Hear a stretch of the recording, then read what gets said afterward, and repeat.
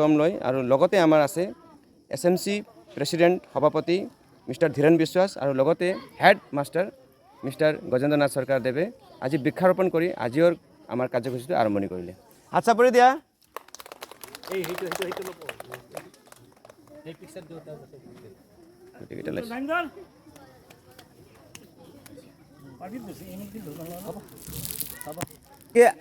আজি বিশ্ব পৰিৱেশ দিৱসৰ উপলক্ষত আমি তিলোচন আঞ্চলিক মধ্য ইংৰাজী বিদ্যালয়ৰ সন্মুখত উপস্থিত হৈছোঁ।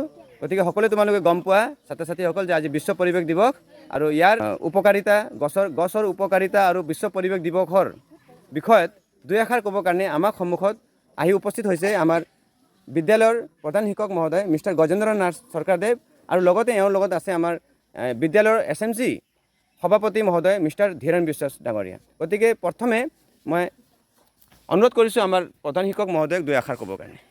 ধন্যবাদ। শ্ৰদ্ধাৰ আমাৰ বিদ্যালয়ৰ পৰিচালনা সমিতিৰ সভাপতি মহোদয়, 2023 বৰ্ষ আজিৰ এই দিনটোতে আমি অতীতৰ পৰা আৰু বৰ্তমানলৈকে বিশ্ব পৰিৱেশ দিৱস হিচাপে পালন কৰি আহিছোঁ আৰু প্ৰত্যেক বছৰেই আজিৰ এই দিনটোত আমি সকলোৱে বিদ্যালয়ত গছৰ পুলি ৰোপণ কৰি আমাৰ পৰিৱেশৰ ভাৰসাম্য ৰক্ষা কৰি আহিছোঁ।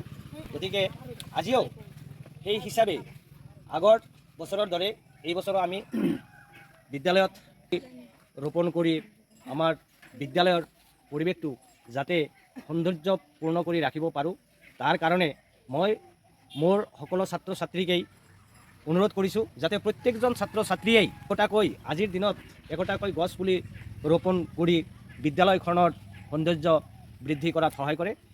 খুব ধুনীয়া ছাৰ, ধন্যবাদ। আজি পৰিৱেশ দিৱসৰ উপলক্ষত দুই এষাৰ ক'লে আমাৰ প্ৰধান আৰু লগতে আমি এতিয়া প্ৰচেছনৰ কাৰণে ওলাবৰ কাৰণে আমি সাজু হৈছোঁ।